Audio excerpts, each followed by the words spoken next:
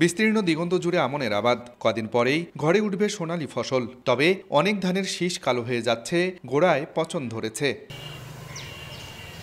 রংপুরের বেশিরভাগ এলাকার আমনের ক্ষেতে দেখা দিয়েছে মাজরা পোকা, ব্লাস্ট সহ নানা রোগের আক্রমণ। এতে প্রতিটি জমির অন্তত ৩০ ভাগ ধানে চিটা ধরেছে। এ অবস্থায় অর্ধেক ধানের ফসল পাওয়া নিয়েও শঙ্কায় কৃষকরা। থোপের মধ্যে 4 থেকে 5টা করে শীষ, ম্যাক্সিমাম 3-4টে শীষেই আপনার কালো হয়ে গেছে, পাতানের মতো হয়ে গেছে।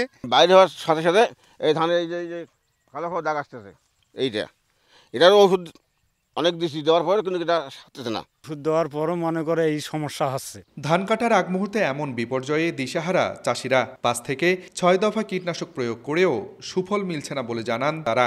দোন প্রতি 10-12 মন হতো, সেখানে 5 মনও হবার নাই। এখন আমরা তো খুবই এবার ক্ষতিগ্রস্ত হয়ে যাবার লাগছে। মাজরা পোকা, পাতা মরা, কারেন্ট, আবার এই যে শীষ কালো কালো হয়ে যাচ্ছে। তবে কৃষকদের সব ধরনের পরামর্শ দেওয়ার গতানুগতিক দাবি কৃষি বিভাগের।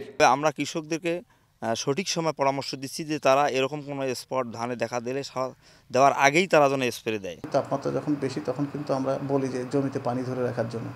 তো যখন 36-37 তখন আমরা যদি জমিতে পানি ধরে রাখতে পারি, সেক্ষেত্রে কিন্তু জমির যে তাপমাত্রা সেটি কিন্তু কমিয়ে দেয়। কৃষি বিভাগের তথ্য মতে চলতি বছর রংপুর অঞ্চলে 6,21,505 হেক্টর জমিতে আমন চাষ হয়েছে। উৎপাদন লক্ষ্যমাত্রা ধরা হয়েছে 20,10,000 মেট্রিক টন ধান। আব্দুর রশিদ জীবন, সময় সংবাদ, রংপুর।